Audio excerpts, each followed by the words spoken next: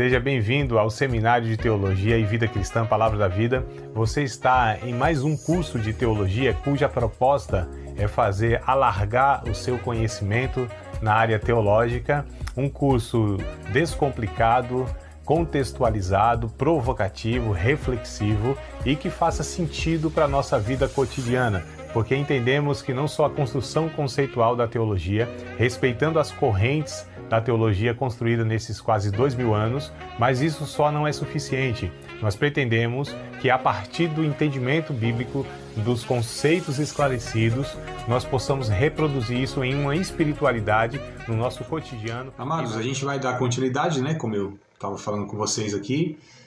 A aula passada foi a aula enviada para vocês, aí, gravada, né, porque não tive como estar transmitindo ao vivo pela questão de ter que levar meu filho no médico, né? Obrigado pelos irmãos que oraram, tá? Graças a Deus já foi medicado. Ontem a medicação já foi encerrada, então passou aí uns 7 dias aí medicado, mas graças a Deus tá bem melhor, se recuperando. Obrigado pelas orações, meus amados. Vocês assistiram, acredito que vocês assistiram, né? Porque se não assistiram, o Marciano tá dando joinha.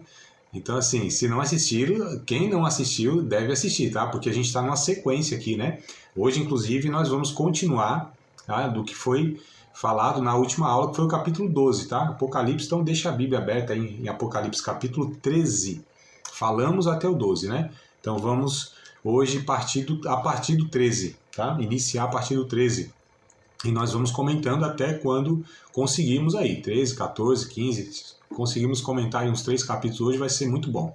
Tá? Mas vamos sem muita pressa, as dúvidas que forem surgindo, né? Vocês, como eu disse, aproveitem e vão perguntando, não deixa eu perguntar lá no final não, tá? Vão perguntando aí na medida que surgir a dúvida mesmo. E a gente vai tentando aí fazer um resumo, na verdade, que a ideia é que vocês, foi uma sugestão que eu dei para vocês, leiam, né? Leiam, a leitura simples assim, ó, né? Fazer aquela leitura como muitos fazem, leitura da Bíblia comum, porque ali vocês já vão tendo algumas informações que já vão contribuir, já vão me ajudar, né, a estar trazendo para vocês aí um panorama melhor aí se vocês lerem, tá? Quem não está lendo, então, leia o capítulo 13, não só, 14, 15, 16, enfim, leiam tudo. Amados, alguma dúvida da aula passada? Quem assistiu, claro, os que assistiram, alguma dúvida? Não? Só, Bruno, eu tô desativando aqui o seu microfone só por causa do ruído, tá, Bruno? Mas se você quiser perguntar em algum momento, é só abrir o microfone, tá? Eu fechei aí por conta dos ruídos, tá? Vamos lá, meus queridos, então, já que ninguém tem nada a perguntar, por enquanto, a gente vai continuar nosso estudo sobre escatologia, né? No livro de Apocalipse, nós estudamos lá o Antigo Testamento, Daniel, e aí vocês vão ver o quanto Daniel é importante, né? Compreendemos lá atrás, primeiro, mesmo porque, de fato, né, lá já foi iniciada a escatologia, como eu falei para vocês. A escatologia, ou seja, esse tema, que é a doutrina do final dos tempos, ela não é apenas... Calma aí que tem mais um aluno chegando aqui. Ela não é... Ah, é o Marquinhos. Ela não é apenas do Novo Testamento, pelo contrário. Tá? Ué, deixa eu adicionar o Marquinhos aqui, não sei por que ele não está aparecendo aqui. Deixa eu ver aqui. Pronto, achei. Ele não é um tema do Novo Testamento, né? As 2 primeiras aulas, mais ou menos, a gente já foi buscar esse tema lá no Antigo Testamento, principalmente no livro de Daniel, né? Onde eu gastei lá algumas aulas para conversarmos. Depois pegamos algumas referências em Ezequiel, em Zacarias, melhor dizendo, tá? Em Zacarias, em Isaías, né? Então o Antigo Testamento já vinha trazendo aí a revelação de Deus a respeito desse tema, tá bom? As profecias, aquilo tudo, e a gente foi comparando, né, ali o início do Novo Testamento, Mateus, por exemplo, nós relacionamos ali um texto também de Apocalipse com Mateus, ou seja, Jesus também já confirmando tudo que os profetas haviam, né, estavam vindo ao longo dos séculos falando já, e aí a culminação, né, o fechamento desse tema é o livro de Apocalipse. É por isso que a gente está mergulhando nele aqui, ainda que for dessa forma não tão intensa, né? Exaustiva que a gente fala. Mas vamos lá, amados, capítulo 13. Então, capítulo 12, nenhuma dúvida, segundo vocês, ficou. O capítulo 13 vai falar aqui de duas bestas que são líderes mundiais, tá? Então essas duas bestas, né, a gente viu quanto o livro de Apocalipse tem símbolos, representações, e olha só como foi importante a gente estudar Daniel. Vocês lembram? Quem lembra de Daniel, que teve os sonhos lá, as visões, os animais, vocês lembram disso aí? Primeira estátua, né? Estátua lá que representava os impérios na história, os 5 impérios lá, Babilônia, Medo-Persa, Grécia, Roma, enfim. E também o anticristo, né, o governo do anticristo. Então, os 5 impérios lá estavam representados naquela estátua, os sonhos de Nabucodonosor. Aí vem, né, na sequência, em Daniel, estou dizendo, vem aí outra visão que o profeta tem, Daniel tem, que vê os animais. E esses animais representam também, tá, é um reforço, por assim dizer, ou é a mesma revelação, ou seja, histórica, só que usando símbolos diferentes, para trazer características desses reinos. E a gente vai ver que aqui se repete, né? Vamos ler já alguns textos aqui do capítulo 13, que aí eu já vou dando para vocês aí fazendo essa associação e dando exemplo. Ó, capítulo 13, verso 1. E eu pus-me sobre a areia do mar, e vi subir do mar uma besta, que tinha 7 cabeças e 10 chifres, e sobre os chifres 10 diademas, e sobre as cabeças e sobre as cabeças um nome de blasfêmia. E a besta que vi era semelhante ao leopardo. Ó, é muito parecido, amados, não sei se vocês estão lembrando, mas lá em Daniel aparece também um leopardo, né, com asas, que representa de fato alguns reinos, são características, né? Então, um animal muito veloz, as asas também falam dessa questão de velocidade, né? Então, para mostrar a característica como ia sendo, eu estou falando de Daniel, tá? Do reino lá que seria o exército muito veloz, né? Que foi o exército de Alexandre o Magno lá, enfim, os gregos, né? E aqui aparece novamente, tá vendo? Esse simbolismo como um animal, ou seja, características de um animal, para falar que as características, né, desse governo nos últimos tempos, né, será semelhante a esse animal aí em alguns aspectos. Só que é o seguinte, amados, eu não vou explicar tudo isso agora eu não vou explicar, tá? Porque lá no capítulo 17 já está explicando tudo isso. Para quem é curioso, acabou a aula aqui e já vai correr no capítulo 17 lá. Se a gente não chegar até lá, né, no final da aula de hoje, eu acho que não vai chegar. Mas quem é curioso, né, os alunos são curiosos, eu sei que acabou a aula, já vai folhear lá, se não estão fazendo agora isso. Mas não faça agora, porque senão vocês não prestam atenção aqui, ó, os agoniados.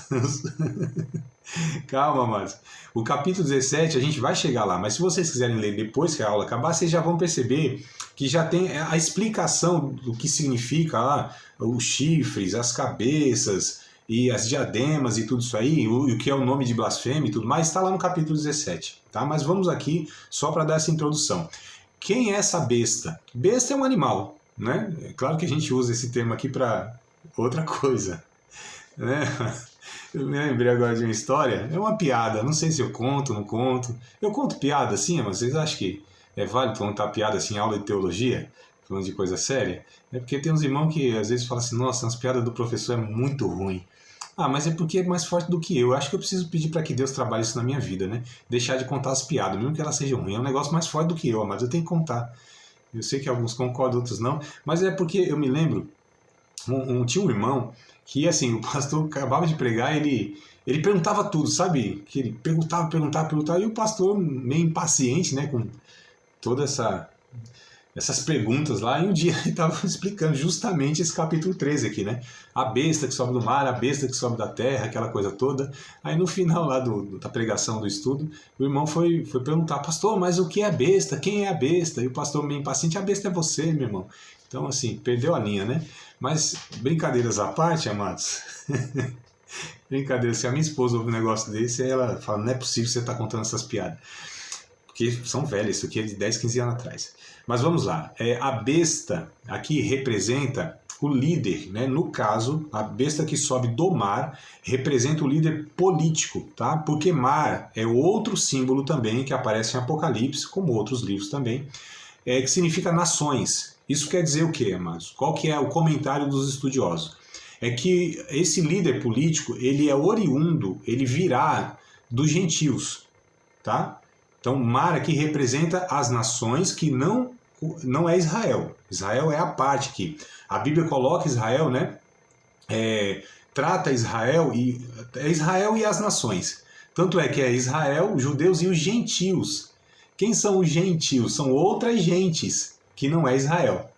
Né? Então, a Bíblia ela sempre vai pegar a referência em Israel. E quando fala de gentios, é todas as outras nações, menos Israel. Tá?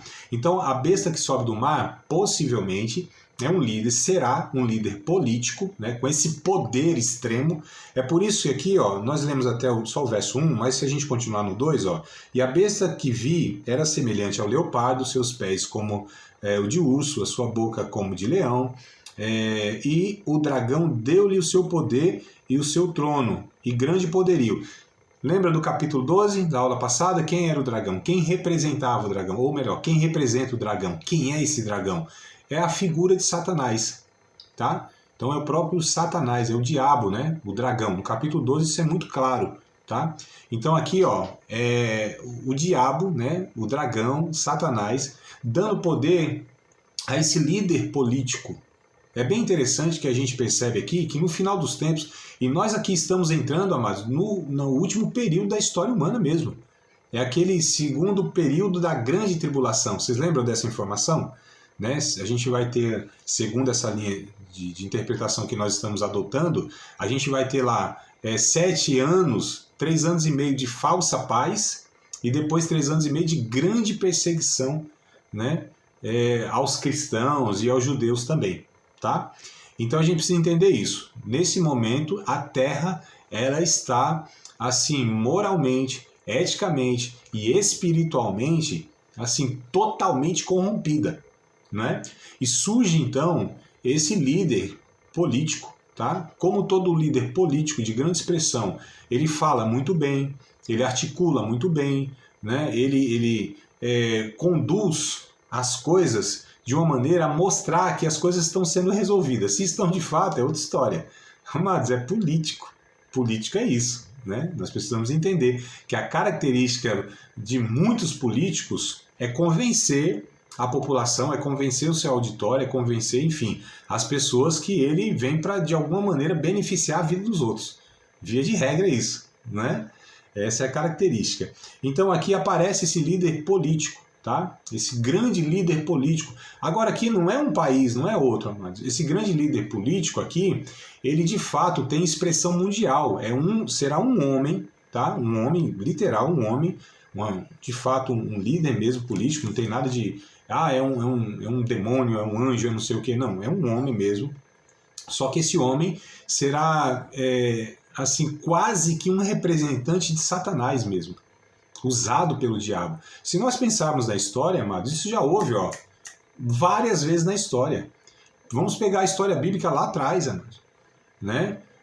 Desde o Egito, depois Babilônia.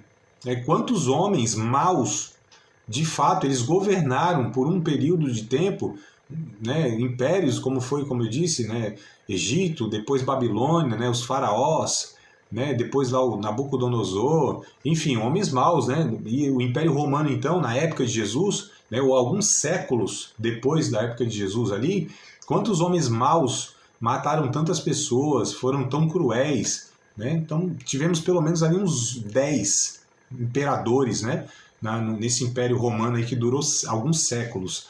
Então assim, nós já tivemos isso. E se a gente pega a história mais recente, a gente tem o Hitler, por exemplo. Hitler, Mussolini, né? Nós temos essas figuras que causaram males assim imensuráveis para a humanidade, homens maus mesmo, cruéis. E hoje não é tão diferente. Hoje, eu estou falando agora, quando a gente está aqui falando, tem homens aí que estão prejudicando nações. Enquanto eu estou falando aqui, vocês sabem muito bem que tem guerras existindo. Né? Não estou falando só do Oriente Médio ali, que parece que desde que a gente se entende por gente, existe guerra ali, né? E de fato é. Principalmente, esse século passado, nós geramos como humanidade 2 grandes guerras mundiais. As principais potências do mundo, né, estavam envolvidas. Então foram 2 grandes guerras mundiais. E após essa Segunda Guerra, 1945, onde, por exemplo, o Estado de Israel foi devolvido aos judeus e ali se instalou essa disputa que dura até hoje entre árabes e judeus. Né? Israel, que acho que vai fazer 1 ano, se não me falha a memória, amados.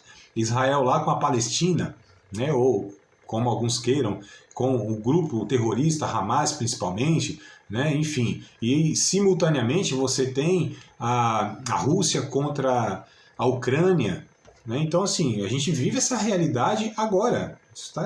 Enquanto nós estamos aqui estudando, é a nossa realidade histórica, por assim dizer. Então, só para a gente entender como surgirá um líder mundial, só que com expressão de nível mundial, né? Esse líder, ele vai ter voz, ele vai ter poder, ele vai ter influência sobre todas as nações ou as principais potências na ocasião, que a gente não sabe exatamente qual será, né? Porque as nações caem, se levantam e, enfim, hoje nós temos essas potências aí, né? Econômicas e bélicas e tal, e culturais, mas quem é que sabe daqui, se isso aqui ainda demorar 20 anos, 50 anos, 100 anos, qual será a nação ou as nações que estarão em evidência? Nós não sabemos exatamente. E aí o que eu quero dizer é que esse anticristo que sobe do mar refere-se ao líder político que virá dos gentios, tá certo? Com essa finalidade de governar o mundo, preparar para o anticristo. Então olha só, desculpem, preparar para o falso profeta. Esse aqui já é considerado o anticristo. Então o anticristo é um líder político, tá? E ele vai preparar ou vai dar condições para o falso profeta, que está no verso de número 11 aqui, amados. Ó, vocês acompanharem, eu peço que vocês acompanhem. Ó, verso de número 11, e aqui as nossas Bíblias têm um títulozinho, sei que isso não é inspirado, né? Mas é só para guiar aqui o texto, tá? Então tem lá, a besta que sobe da terra. Vocês lembram que sobe do mar dos gentios. E o que seria a terra? Essa terra refere-se ao quê? Né? O que ela representa? Representa a terra de Israel. Tá? Terra aqui se representa a terra de Israel. Ou seja, esse falso profeta, aí sim, ele virá, né, terá nacionalidade, possivelmente, de Israel. Né? Um profeta. Porque assim, qual é o propósito de tudo isso? Né? Ou melhor, o principal propósito de tudo isso, ou seja, se levantar o anticristo, o falso profeta, principalmente para enganar os judeus, lógico, todo mundo também, né? Literalmente todas as nações. Mas para que os judeus sejam também enganados, é necessário que haja um profeta judeu. Porque um judeu nunca que vai dar crédito a ninguém que não seja do seu povo, amados. Um chinês, um australiano, um italiano. Fala, não, calma aí. Deus só levanta profeta para Israel de Israel. Né? Essa é a mentalidade deles. Então aqui, essa besta que sobe da terra refere-se então ao líder religioso, tá? Um falso profeta, um líder religioso. Então nós temos duas figuras aqui, ó, um líder político e um líder religioso. Serão aliados, claro, fato, né? Um não será contra o outro, pelo contrário, um dará poder ao outro, na verdade, né? O político dará poder ao líder religioso, porque a questão que nós estamos tratando aqui são questões espirituais e religiosas. E a gente vai ver até um pouquinho mais para frente, não me lembro, acho que é capítulo 17 mesmo, a gente vai ver como que estará a religião, amados, nesse tempo. Que confusão doida. Tanto é que o capítulo 17 vai falar, é a Babilônia. Né? Só a gente lembrar daquela Babel, aquela confusão toda e tal. Então só para a gente entender como que vai estar nesse tempo, se hoje o negócio está confuso, se hoje assim é uma coxa de retalhos, amados, a espiritualidade e a religiosidade nas nossas sociedades. Nesse tempo o negócio será assim potencialmente muito maior. Diga-me, Regiane, quer fazer a pergunta, amado? Abre o microfone e fale. Quer abrir o microfone, amada? Tá, isso, pode abrir. Tá fechado, eu acho. O pessoal te ouvir aqui. E eu também. Vamos lá. Tá conseguindo abrir? Abriu já? Eu não tô ouvindo tua voz. Estou aumentando aqui. Volume. Veja aí se tá. Tá aberto. Eu não tô te ouvindo, não. Deixa eu ver. Deixa eu fechar aqui o microfone. Tô fechando. E aí vamos ver para abrir de novo, né? A ver se vai. Vamos ver. Vamos lá, abra de novo o microfone aí e veja se conecta. Às vezes é isso. Vamos lá. De repente é seu microfone, não é? Que não tá bom? Não, mas seria tão bom. Tenta mandar no chat ou então conecta um fone, às vezes o do celular, né? Você deve estar no celular. Às vezes o microfone do celular não está captando alguma coisa assim.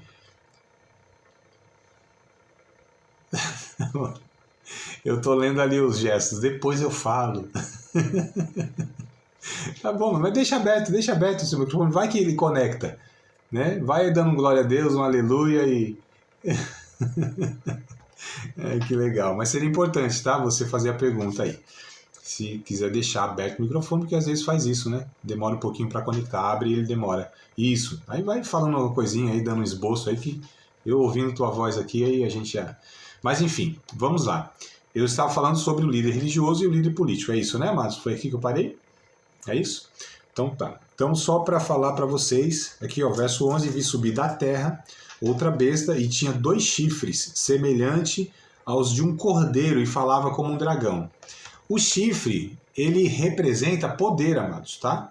Isso desde o Antigo Testamento até o Novo Testamento, o chifre, ele tem essa representação. Porque o chifre era colocado nele, né, o azeite, e eles usavam esse chifre para ungir os profetas, os sacerdotes, os reis, se não me falha a memória. Então era símbolo de poderio. Até mesmo se a gente pensar, o chifre no animal é o que ele usa, né, como a sua arma, por assim dizer, né, de ataque ou de defesa que seja.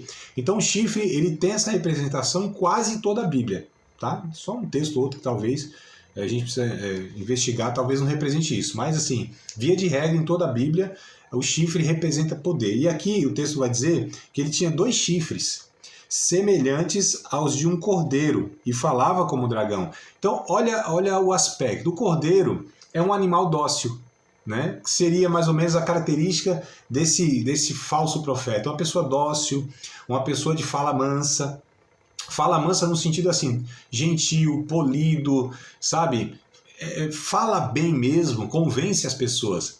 Só que fala como dragão é o poder da fala, é a oratória que ele tem.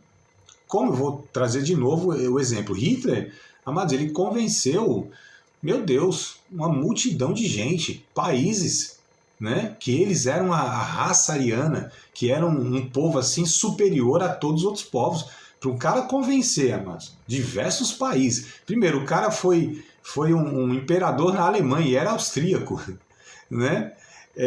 Não sei se vocês já leram a história dele, tem vários filmes bons aí, livros também, sobre a biografia de Hitler, né? E tem um bem interessante que é Hitler, a trajetória de um demônio. Hitler, a trajetória do demônio. Não é nem cunho religioso, não. É contando a história dele mesmo. E o outro era Hitler, o quase anticristo. Aí esse já é de cunho religioso, é um livro, tá? O outro eu falei é um filme. Enfim, você tem vários filmes e livros aí. E vai mostrar como que ele convencia as pessoas, como tinha um oratório impressionante, mano. Ele fez a própria defesa dele diante de um tribunal que ele foi acusado, lá não lembro agora o crime. E ele nem o advogado não, ele mesmo se defendeu, convenceu o juiz e foi absolvido, inclusive. Só para a gente entender a capacidade da oratória, né? E esse falso profeta, esse líder religioso, ele terá essa característica de uma pessoa mansa, uma pessoa polida, só que com um poder muito grande de convencimento. Então, olha que coisa interessante. Se nós lembrarmos que nós lemos lá o 2 Tessalonicenses capítulo 2, né? Que Deus enviará a operação do erro e as pessoas serão convencidas da mentira. Então a gente precisa entender, essa pessoa aqui será essa pessoa que enganará muitas pessoas. E Jesus já disse, se os tempos não fossem abreviados, até os escolhidos seriam enganados. Só para a gente entender, amados. Aí deixa eu abrir um parênteses aqui, fazer uma provocação para vocês e para nós todos. Amados, será que hoje nós não temos assim diversas figuras, líderes religiosos, que falam muito bem, que têm uma oratória impressionante, que convencem uma multidão de pessoas, dentro inclusive de igrejas cristãs evangélicas, protestantes, pentecostais ou não? Será que nós não temos já, amados, uma amostra, uma amostragem aí bem volumosa, né, dessas pessoas? Será que nós não temos ensinadores que são ensinadores de heresia, que Paulo disse lá a Timóteo, que nos últimos tempos as pessoas não dariam ouvido à sã doutrina, mas tendo comichões nos ouvidos, eles seriam enganados e eles seriam seduzidos por esses falsos mestres? Olha, João também nas suas epístolas vai falar, né? Muitos anticristos, eles estão no mundo, se levantaram e saíram de nós, não eram de nós, mas saíram de nós, ou seja, do nosso contexto. Então, meus queridos, nós precisamos ficar alertas. As pessoas que falam de Deus, inclusive isso serve para mim aqui, que eu estou, né, tentando passar ensinos bíblicos para vocês. Vocês precisam peneirar tudo que eu falo, vocês precisam peneirar tudo que vocês leem, ouvem, de quem quer que seja. Por mais que sejam as pessoas esforçadas, honestas e sinceras, né? Já brinquei com vocês em outras ocasiões. Tem um pastor de São Paulo que diz o seguinte: tem gente sincera e tem gente sinceramente enganada. Então, sinceridade nem sempre é suficiente. Honestidade nem sempre é suficiente. As pessoas podem estar ensinando, de fato, heresias e enganando muita gente, não é? Então, assim, nós temos, infelizmente, muitos exemplos para dar. Não vou começar a citar os nomes, porque não é o propósito agora, mas eu acho que vocês já sabem aí mais ou menos as figuras, né, nacionais e mundiais. E o Rodrigo vira e mexe me confirma. Aqui também não está fácil, não. Né, Rodrigo? Então não é só o Brasil, não, né? Vamos lá. Sim, o Rodrigo está até confirmando no chat aqui, ó. Já tem muito, meu irmão. Vamos lá, capítulo 14, você está tranquilo sobre essas duas figuras? Ficou claro quem representa a besta que sobe do mar, a besta que sobe da terra? Se cair lá na prova, avaliação nas 10 questões lá, aí a terceira questão, por exemplo, se tiver lá, né, assim, quem é a besta que sobe da terra? Aí vocês vão responder, quem é a besta que sobe do mar? Vai que eu dou uma avaliação dessa no final da matéria. Vai que, não estou falando nada, mas... Rodrigo, você quer falar, meu irmão? Pode abrir o microfone? Deu um sinalzinho aqui? Isso.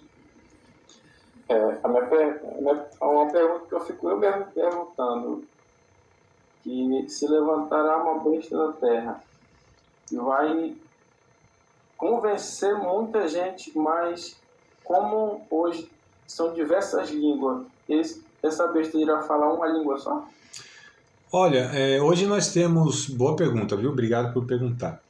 Hoje nós temos algumas línguas que são universais, né? O inglês, por exemplo, né? É uma língua universal. Então, assim, você fala... E uma? Vocês já assistiram a reuniões da ONU? Os líderes lá mundiais? Vocês já perceberam que cada um tem um fonezinho, né? Então, assim, aí tá um cara discursando em mandarim, né? Sei lá, uma língua aí que não é comum. É traduzido para todos. Sim. Então, a tecnologia que nós temos hoje... Isso facilmente pode ser resolvido, né? A pessoa pode falar o idioma que for. Se for uma transmissão assim, mundial, isso aí vai ser tranquilamente resolvido, como é na ONU. Então, quem sabe daqui a pouco a gente tem nossas televisões e redes sociais, amados, com transmissão simultânea, um aplicativo aí, nem sei se já existe. Mas isso aí para mim é uma coisa muito simples, se quiserem fazer, né? Se de repente tem, eu nem conheço. Mas assim, isso aí eu acho que não vai ser problema nenhum não, né? Ele falar no idioma dele, ou ser um cara mesmo... Por exemplo, o Papa, quando o Papa fala hoje, né? Quando ele fala, dependendo do contexto, ele fala e é traduzido em 2, 3 línguas. Então ele fala lá em italiano, a língua, né, que é o que ele mais comunica lá. Aí é traduzido em espanhol, em francês, em inglês. Isso eu estou falando na transmissão simultânea. Então é uma coisa que eu acho que isso aí não tem dificuldade nenhuma, Rodrigo, né? Havendo isso aí. Mas, com certeza, como será um cara muito culto, muito polido academicamente, com certeza vai ser poliglota. Não sei se vocês sabem, já tentaram um tempo atrás, aí, pouco tempo atrás, estou falando do século passado agora, criar uma língua que seria uma língua universal, chamada de Esperanto. Vocês já ouviram alguma coisa assim? Né? Já, irmã Eliane, sinalizando, o Márcio também. Então, o Esperanto seria, a proposta seria uma língua universal. Tentaram criar uma moeda única, né? Aí fizeram lá uma para a Europa, o euro, né? Aí, enfim, né? O dólar aí, em muitas nações, ele tem um dólar americano, tem outros dólares, né? Mas, enfim, só para a gente entender ó, o quanto isso já, de alguma maneira, está sendo articulado. Né? Ou seja, um único idioma, uma única moeda. Nós já temos uma única... A internet, né? Que é a rede mundial, é uma só. Então, ó, já é alcançado o mundo todo na comunicação.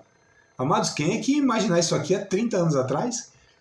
De nós nos comunicarmos e o mundo virou uma aldeia, né? Que foi o termo bem usado no início, aldeia global, onde agora a gente se comunica literalmente, não tem fronteiras. Olha aí o Rodrigo lá na Suíça, né? Tem outros irmãos nos Estados Unidos, outros na África, tem alunos na África, lá em vários lugares e tal. Então hoje a gente não tem mais essas barreiras, essas dificuldades. Meilane, pode falar, amada.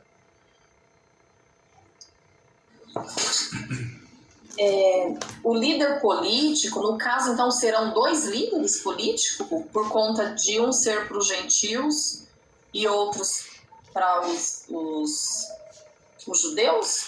Não, amada, é assim, ó, a besta que sobe do mar, ele será um líder político que a sua nacionalidade será de qualquer país menos Israel. Então não será judeu, né? Porque o mar aqui, os estudiosos, comentaristas, eles entendem que o mar representa as nações. Ou seja, esse líder virá de qualquer nação, que não seja Israel. É um líder político.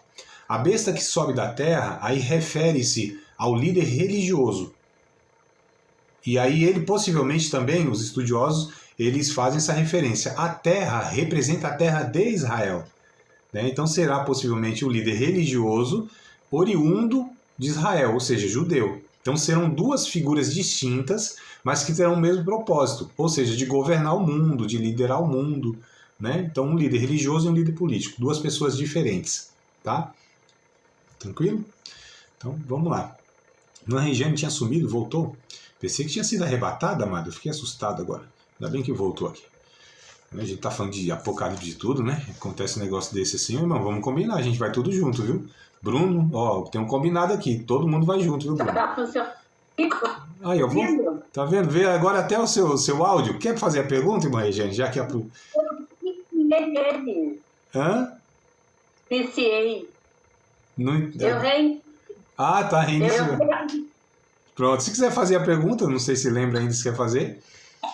Eu lembro sim, a pergunta é assim, quando fala em terra aqui, então eu sempre, eu entendo como Israel? Sim, é o que os... E é toda a Bíblia ou é só aqui na parte do Apocalipse? Então, aí sempre a gente tem que ver o texto que ele está inserido. O contexto. Isso, tá. Né? Aí sempre, a gente estuda a Bíblia sempre com essa regra. Ó, esse termo, vou dar um exemplo aqui. A pomba, o que a pomba representa? Não representa a pessoa do Espírito Santo? A gente vê lá nos evangelhos, por exemplo. Só que se a gente for lá em Oséias, a pomba lá, a figura animal pomba, representa uma pessoa tola. Ó, né? Por exemplo, a gente fala, o que o fogo representa? Pô, os pentecostais é a presença do Espírito Santo, né? A ação purificadora do Espírito Santo, o fogo em si, né? Aí pega Atos lá, capítulo 2, né? Essa manifestação do Espírito Santo. Então, fogo representa o Espírito Santo? Depende. Qual é o texto que nós estamos falando? Porque se a gente pega Apocalipse aqui, tem um lago de fogo. Isso representa o juízo de Deus, nada a ver com a ação do Espírito Santo, né? A água representa a palavra de Deus. Quando a gente vê lá em Tiago, capítulo 1, quando a gente vê lá em João, por exemplo, né? Purifica-os com a lavagem da palavra, representa a palavra? Representa, mas depende. A água aqui, o mar de vidro, a água representa nações e povos. Vocês estão percebendo? Então, depende muito do texto que aquela figura ou aquele termo está inserido. Nesse texto aqui especificamente, aí representa a terra de Israel. Aí em outras passagens aí a gente precisa, né, analisar de fato o que se refere o termo, tá? Só desses exemplos aí para vocês entenderem que, dependendo do texto, pode ter uma outra representação. É por isso, amados, que a gente sempre que estuda a Bíblia, o texto, a gente precisa entender o seu contexto, né? A serpente, pronto, vou dar a última aqui que eu acho bem interessante. A serpente, quem que representa a serpente? Satanás, é o diabo mesmo, né? Só que Jesus... Oi? A serpente é do início ao fim. E não, então, olha só pra gente ver. Lá em João, capítulo 2, se não me falha a memória, Evangelho segundo João, capítulo 2, Jesus vai pegar aquela serpente lá de Moisés no deserto. Lembra que Deus disse para levantar uma serpente de bronze, porque as pessoas tinham sido picadas por serpentes abrasadoras e iam morrer. Mas aquela serpente, quem olhasse para aquela serpente ia ser curado daquele veneno. Aí Jesus disse, assim como Moisés levantou a serpente no deserto, importa que o Filho do Homem seja levantado, que todo aquele que olhar para ele será salvo. Então aquela serpente representa Jesus crucificado, porque da mesma forma que as pessoas foram lá salvas, né, por Deus, por aquela figura, agora são salvas por Cristo. Vocês estão entendendo, amados? Que a gente tem que ter muito cuidado quando a gente... isso aqui simboliza isso aqui, e vamos a vida toda pensando que em todos os textos é mesmo. Não, não é. Cada texto precisa ser estudado com essa cautela aí, né? Isso é uma regra que a gente tem na hermenêutica, é uma matéria do curso de teologia, né? Aí a importância da gente saber essas regras aí, senão a gente de fato pode estar interpretando de uma maneira bem equivocada. Tudo bem, amada? Então, bora lá. Que bom que deu certo aí agora de falar. Capítulo 14, podemos seguir no capítulo 14? Vamos lá, capítulo 14 segue o juízo de Deus, seu convite ao arrependimento e a vitória dos mártires. Então olha só, capítulo 14. E olhei e eis que estava o Cordeiro sobre o monte Sião, e com ele 144.000, e que em sua testa tinham escrito o nome dele e de seu pai. E eu ouvi uma voz do céu como a voz de muitas águas, como a voz de um grande trovão, e uma voz de harpista que tocavam com a sua harpa, e cantavam um cântico novo diante do trono e diante dos 4 animais, os anciãos. E ninguém podia aprender aquele cântico, senão os 144.000 que foram comprados da terra. Então vamos observar. Estes são, olha, o texto vai explicando quem são esses 144.000, porque lá no capítulo 7, que nós já passamos, lá apareceu também esses 144.000. Olha o cão se levantando, ó, o cão tá latindo aqui, ó, só porque eu estou tentando ensinar a palavra, ó. Ó, tá vendo? Esse cão aqui não representa Satanás, não. É o meu cachorrinho, mas que tá animado ali. Eu acho que ele deve estar dando glória também, porque ele deve estar ouvindo alguma coisa aí boa. Vamos lá. Olha o verso 4, ó. Estes são, então percebam que o próprio texto já vai explicando quem são os 144.000. São os que não estão contaminados com mulheres, porque são virgens. Esses são os que seguem o Cordeiro para onde quer que vai. Esses são os que dentre os homens foram comprados como primícias para Deus e para o Cordeiro. E na sua boca não se achou engano, porque são irrepreensíveis diante do trono de Deus. Então esses 144.000, amados, primeiro, esses números, eles nem sempre são literais, ou seja, 144.000 são 144.000. Pode representar uma totalidade, né? Quando a Bíblia fala de 1000, tanto o Antigo Testamento lá no hebraico quanto o Novo Testamento, nem sempre se refere a 1000 numeral exato. Sabe? 1000, 999, 1000. Nem sempre, né? Eu vou dar um exemplo aqui, ó. Aí algum de vocês me pergunta, professor, mas isso aqui quer dizer? Eu falo, ó, isso aqui quer dizer isso e isso. Eu já falei para vocês isso 1000 vezes. Vocês consideram que é literal que eu estou falando que eu falei 1000 vezes aqui isso? Não, a gente não usa essa expressão. Por que a gente fala, eu falei 1000 vezes? Porque nós falamos muitas vezes. Mas não quer dizer que literalmente foi 1000. Olha como a gente se comunica dessa forma simbólica, tá? Então a Bíblia, principalmente o Antigo Testamento que eu falei, nem sempre, quando tem os termos 1000, não se refere ao número literal de 1000. Aqui também é possível que isso seja também é possível não, isso é aplicado, né? 144.000 é o quê? 12.000 vezes 12.000. Ou 12 vezes 12.000, não é isso? 12, eu sou ruim de conta. 12 vezes 12.000, né? Lembra que existe a representação da totalidade do povo de Deus e a totalidade do povo de Deus, não, dos judeus, totalidade dos judeus, da nação de Israel, que representam 12 tribos, e a totalidade da igreja, que é representada pelos 12 apóstolos. Lembra lá, os 24 anciãos, possivelmente esses 24 anciãos, estou falando do capítulo 5 ali de Apocalipse, né? Os 24, aliás, a gente leu também aqui, no capítulo 3, né? Os 24 anciãos, coisa do tipo. Não aqui mesmo, no 14. Então, esses números são representativos, não são literais exatamente, tá?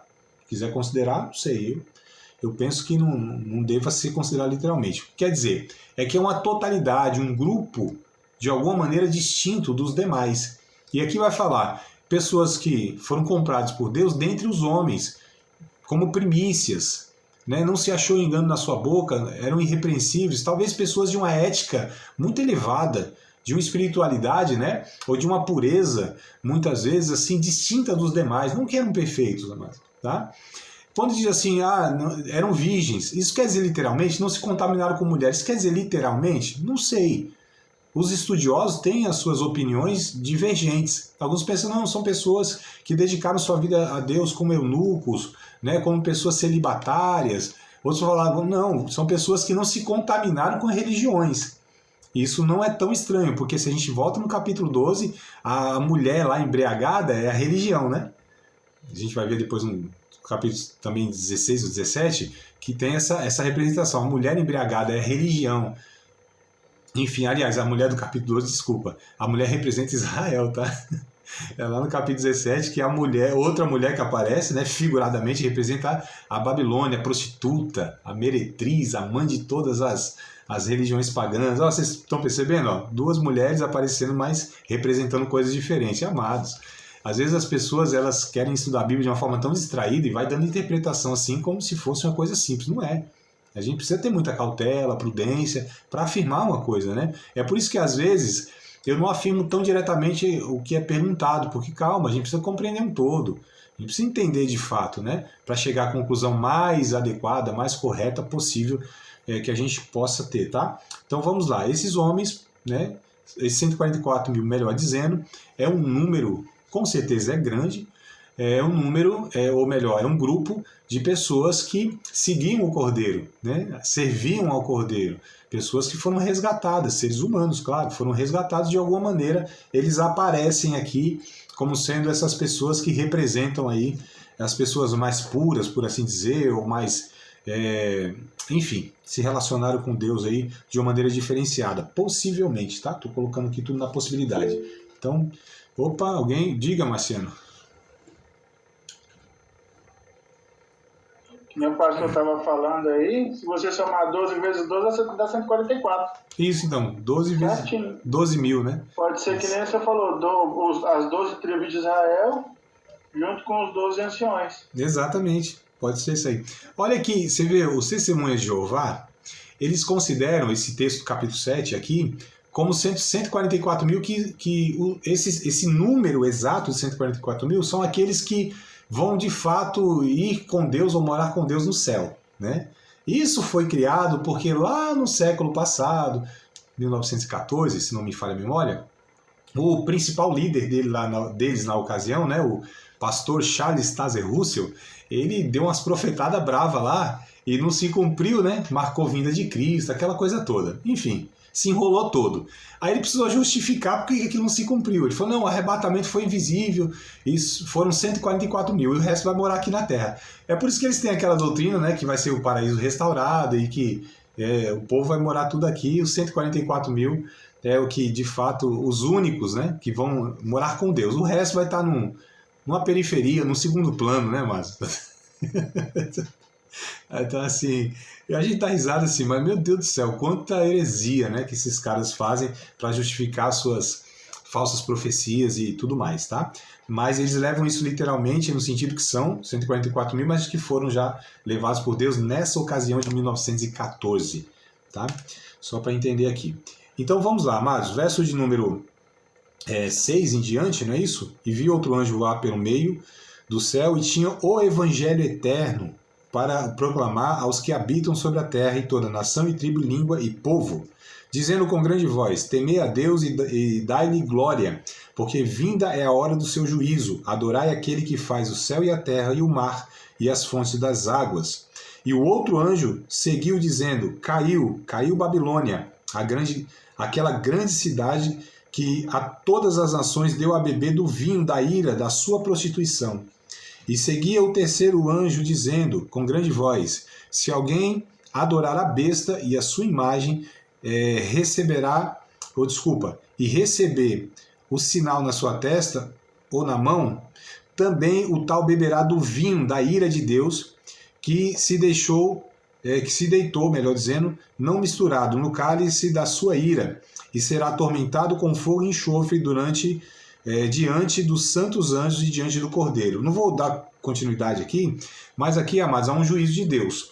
Nesse tempo, nós precisamos entender, grande perseguição, para as pessoas elas professarem o nome de Cristo, vai ser como foram nos 3 primeiros séculos, por exemplo, da igreja, onde, né, as pessoas eram mortas só pelo fato de professar, não, eu creio em Cristo, Jesus para mim é Deus, é Salvador, é o meu Senhor. Só pelo fato de professar sua fé publicamente, essas pessoas eram mortas. Isso aconteceu nos 3 primeiros séculos, né, da nossa era, eu estou dizendo aqui, tá? Os nossos primeiros irmãos, ou melhor, os nossos irmãos nesses 3 primeiros séculos, eles tiveram esse contexto de realidade de vida, né? E aqui, nesse período, como hoje ainda, amados, sabe por que a gente às vezes pensa que isso aqui é uma coisa distante, estranha? É porque nós, como igreja brasileira, na grande maioria, não temos a noção da realidade nos países, por exemplo, onde tem governo islâmico, países comunistas, como a Coreia do Norte, por exemplo, não é? E, como eu falei, países onde existe a lei islâmica estatal, né, que é a chamada Sharia. Ou seja, você falou que é cristão, você vai preso, você é torturado, você é morto. Então isso acontece hoje. Muitas vezes nós precisamos que isso é uma coisa assim esporádica, distante, estranha, e é poucas pessoas, porque a igreja brasileira não se importa com missões, não conscientiza, não instrui, não mostra a realidade, amados. Missões para nós é uma coisa assim descartável, sabe, de menos importância, ou totalmente desprezado. Mas nossos irmãos hoje vivem essa realidade em muitos países. Eu vou dar uma referência para vocês aqui, uma das melhores para saber dessa realidade, tá? Que é... Oh, meu Deus, agora só porque eu falei que a Dá me fugiu da mente. Portas Abertas. Portas Abertas. Só dá um Google, mas, tá? Portas Abertas. É uma agência missionária, né? A gente chama de para-eclesiástica. Anualmente ela faz a lista dos países onde mais persegue cristãos. Hoje eu não me lembro agora qual é o principal, os 3 ou os 10 principais, aí não me lembro agora, né? Mas todo ano lá eu sempre dou uma pesquisada e tal. Enfim, eles dão um suporte enorme. A gente tem algumas muito, muito boas, né? A Portas Abertas é uma. Eita, agora a Jocum, né? É uma muito conhecida também, mundialmente conhecida aí. Né, trabalhei com a Jocum há alguns anos, tive experiências excelentes, conheci muitas pessoas, missionários sim, pessoas fantásticas, até hoje alguns são meus amigos, me tornaram, né, meus amigos e tal.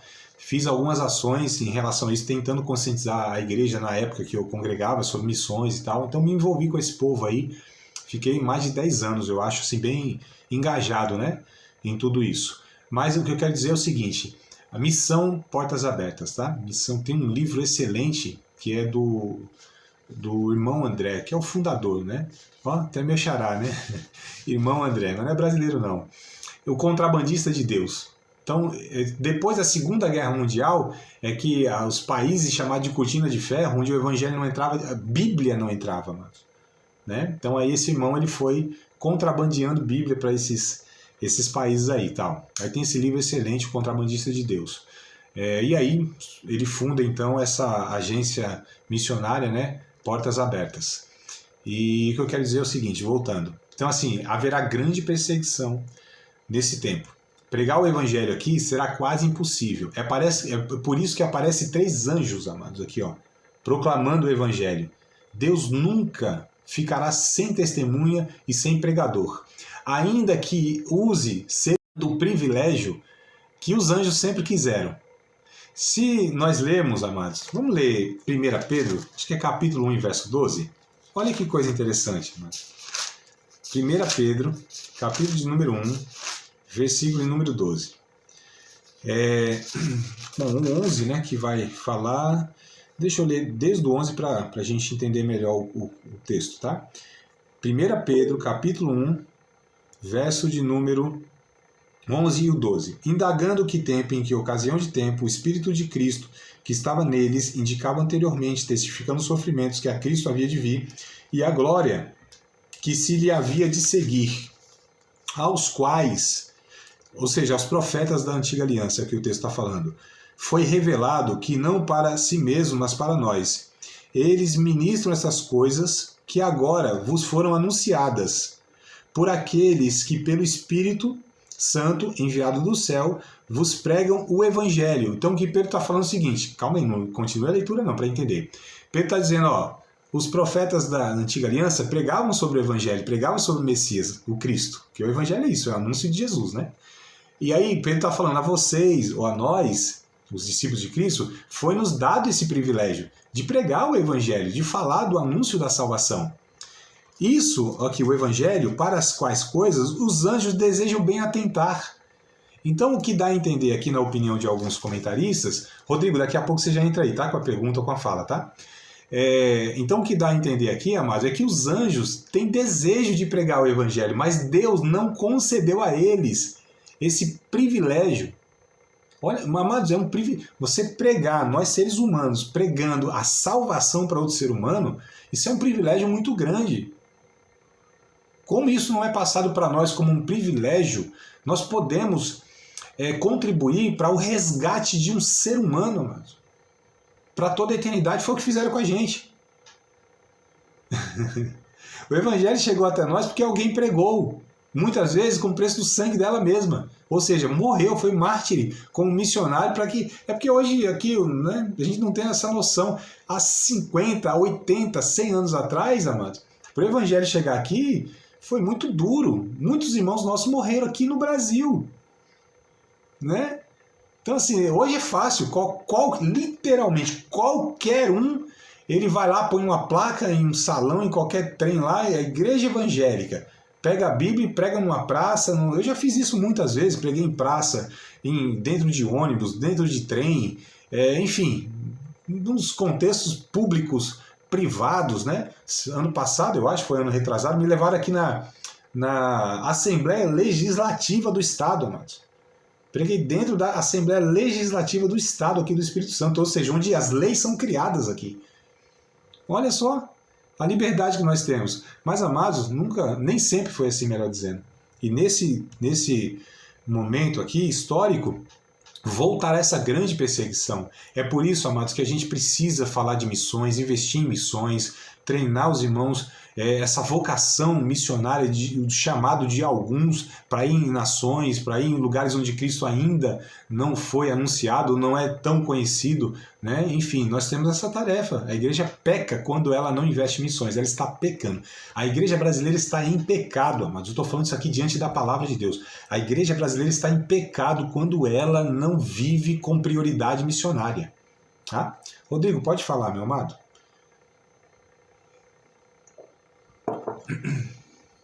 Pode abrir o microfone, isso.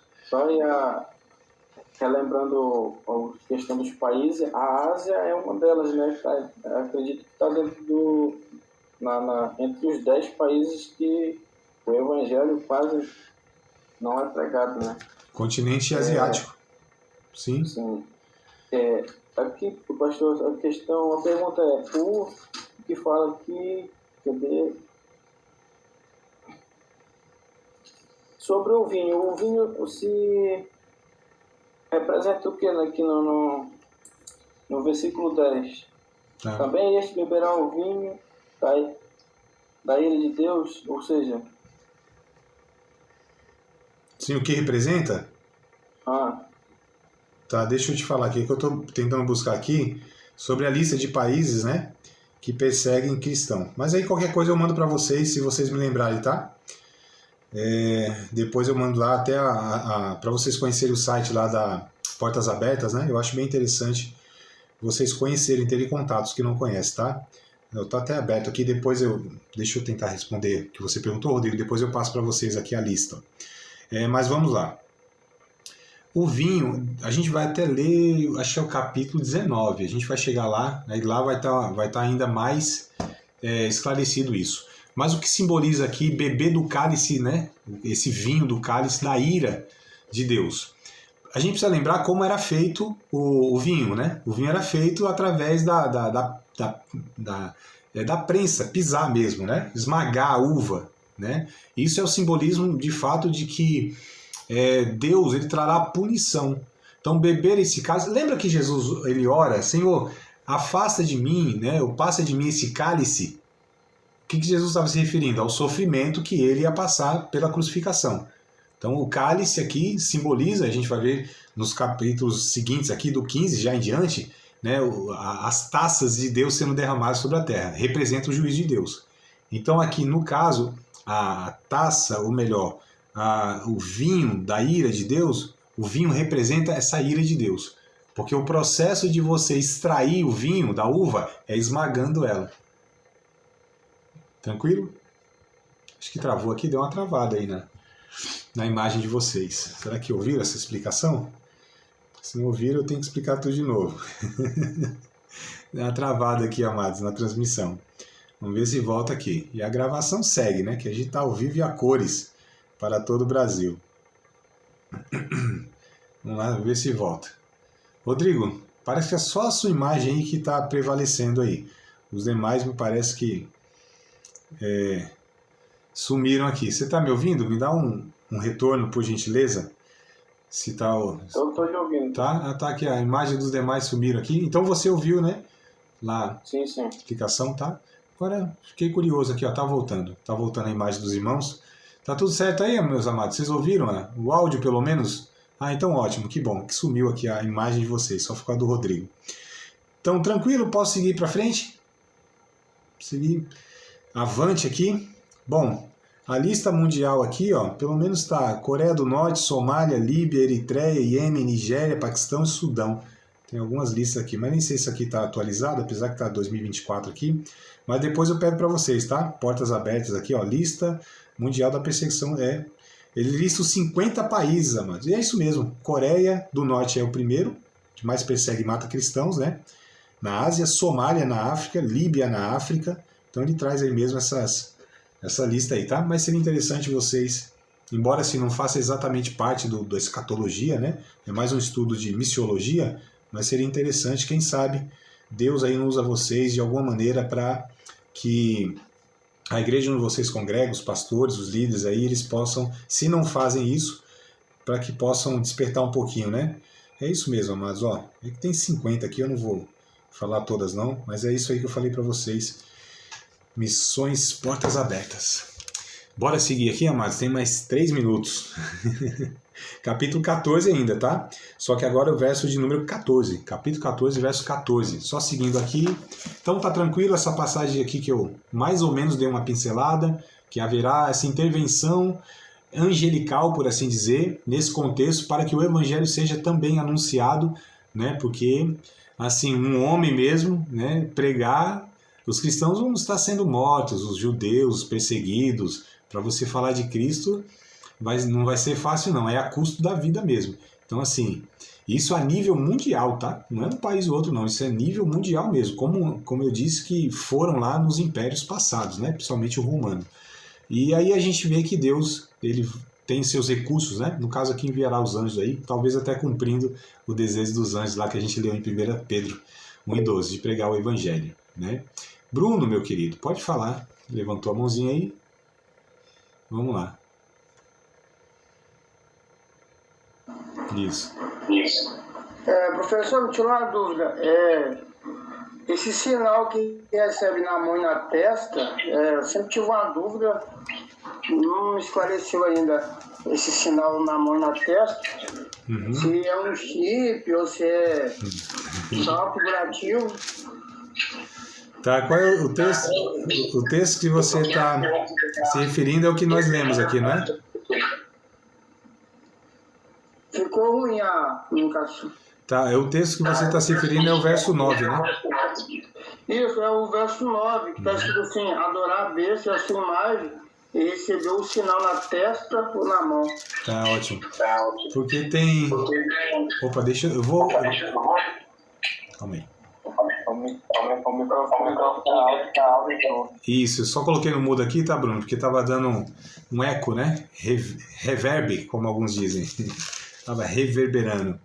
É porque tem também outra passagem que vai dizer de fato, né? Que esse número será o 666, que é número de homem e tal, né? Que é o verso 13 que a gente acabou não comentando, né? Capítulo 13, melhor dizendo. E lá, ali dos versos de número 15, 16, 17, 18, vai falar disso, aí aqui aparece novamente. Mas aí tem o que é esse número 666, o que isso representa, como vai ser isso, é um chip, é o código de barra. Amados, já falaram tanta coisa aí. Quando surgiu o código de barra, não existia o código de barra, né? A leitura lá dos produtos e tal, scannerzinho, não, código de barra. Porque, não sei se vocês repararam, mas o código de barra tem um maior no começo, né? Vem um monte assim, risquinho. Ô, meu pai, aqui de novo caiu aqui. Pode participar de mais uma aula de um dos nossos cursos, Seminário de Teologia, Vida Cristã, Palavra da Vida. Espero que tenha te abençoado, não só alargado o seu conhecimento teológico, mas que tenha também atingido o teu coração para que você possa, a cada dia mais, reproduzir a vida de Deus nas suas relações cotidianas. Se você ainda não é aluno oficial de um dos nossos cursos, se inscreva aqui no contato que vai aparecer do WhatsApp. Também nos siga nas redes sociais, se inscreva no nosso canal, compartilhe à vontade e Deus